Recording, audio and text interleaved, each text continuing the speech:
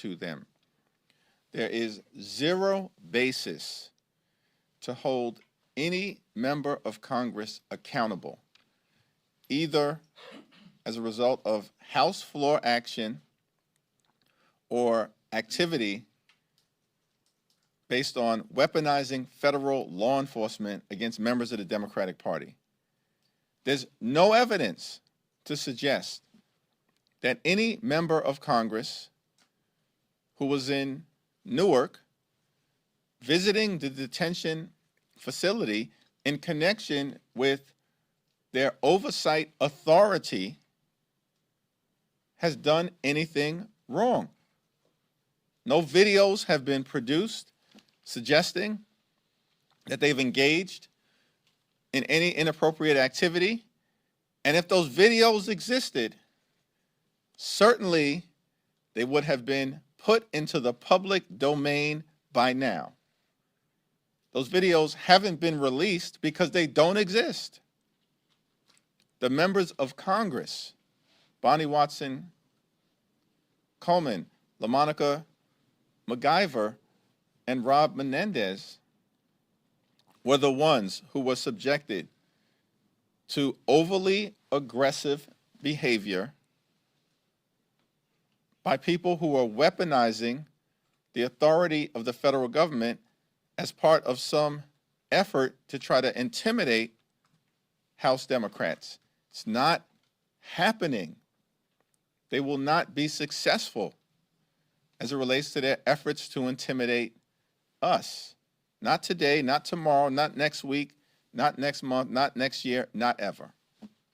Mr. Leader, are there any reforms to Medicaid that you would support to make it more solvent? We are always open to having a bipartisan conversation to see how we can make the federal government and important programs relied upon by the American people as efficient and effective as possible. The House Republicans have not produced any evidence of meaningful waste, fraud, and abuse. That's an excuse to try to find cuts to enable their massive tax breaks for their billionaire donors like Elon Musk. From the very beginning of this process, Republicans have made clear they don't want to enter into any bipartisan conversation about making life better for the American people, which is why they've chosen to produce this one big ugly bill through reconciliation so they can avoid Democrats being part of the legislative process. To the extent this thing falls apart in some way, shape, or form, then as Democrats, like we've made clear from the very beginning of this Congress, we'll work with anyone in good faith who's actually committed to improving the quality of life of the American people and building an affordable economy. Republicans clearly are not in that space. But what about strengthening work requirements and those kinds of things? The Republicans have spent years complaining about unfunded mandates, and now we have this one big ugly bill filled with unfunded mandates. These aren't serious people right now. And this is not just Democrats expressing concern about the assault on Medicaid and the health care of the American people. Senator Josh Hawley has been very clear because he knows what we know, that this Republican budget, the GOP tax scam, represents an assault on Medicaid recipients and the health care of the American people.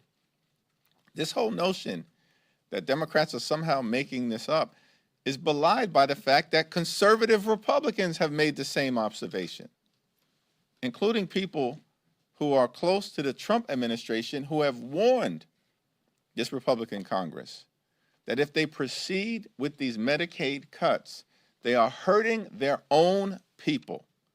Rural hospitals will close, and health care is going to be snatched away from working class Americans in blue states, purple states, and red states. Thank you, Mr. Leader. The Supreme Court heard oral arguments today on President Trump's birthright citizenship executive order. I know how Democrats put forward an amicus brief arguing against it. For Americans who are just tuning into this conversation, what's your message to Well, birthright citizenship is part of the fabric of the country because it's part of the fabric of the United States Constitution as included in the 14th Amendment. The history of birthright citizenship, of course, relates to the fact that in the aftermath of emancipation and during Reconstruction, enlightened people in this Congress at the time, in the 1860s, and throughout the country, determined that there was a risk that newly freed, formerly enslaved Africans would not be treated as actual citizens and would be subjected to behavior that would relegate them to second or third class citizenship. To try to avoid that circumstance, it was included in the 14th Amendment in a way that makes clear anyone born in this country is an American citizen. Donald Trump does not have the ability to wave a malignant MAGA wand and wipe that away. He can't do it. And I think it's pretty clear based on the Supreme Court arguments today that a majority of the court will come to that conclusion that Donald Trump's executive order related to birthright citizenship was both unlawful and unconstitutional, and another example of his abuse of power. Thank you. Speaker Mike Johnson said earlier this week that he supports banning members of Congress from trading stocks, which is something that you've said you support. Have you spoken at all to the Speaker about this, and do you expect it to get a vote in this Congress? I haven't spoken to Speaker Johnson about this issue, but what is clear is that there's corruption unfolding in real time amongst the executive branch, and that to the extent that we tackle this issue as it relates to prohibiting members of Congress from trading stock, which I strongly support, we need to simultaneously explore how we can deal with executive branch corruption. Thanks. Kevin? Do you plan on endorsing at all in the mayor's race between now and the end of June? Obviously, many of your colleagues have stepped into this. I don't. Thanks. It's pretty easy. Thanks. We can circle back to you on another question if you want. Okay. Given the new allegations in Jake Tapper's book, do you have any concerns with President Biden's age or decline, and was there a cover-up by the Democratic Party? We're not looking backward. We're going to continue to look forward. Certainly, I think President Biden made the decision not to seek re-election. It's a decision that House Democrats strongly supported. Thank you. So regarding this budget bill, what's your progress in getting 4 Republicans to kill it with Democrats? Who are those Republicans you're looking to get to come to your side? And additionally, what other avenues can Democrats explore to kill the bill? Well, there were more than a dozen Republicans who, in different ways, have publicly communicated their opposition to supporting a bill that would strip away Medicaid and health care benefits from the American people, including those that they represent. All we need are 4 of those Republicans who have publicly said they do not support this effort to enact the largest cut to Medicaid in American history, to actually stand on principle and oppose this Republican budget as it is currently written.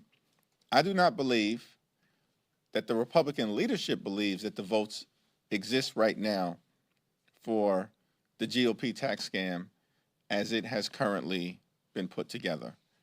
And so the next few days will be critical. I urge my Republican colleagues to stop running away from their constituents. House Democrats are going to continue to run toward our constituents and their constituents, as we've been doing. And we'll have these conversations in advance of returning to Washington, and we'll see if just a handful of members can come up with the political courage to stand up for their constituents.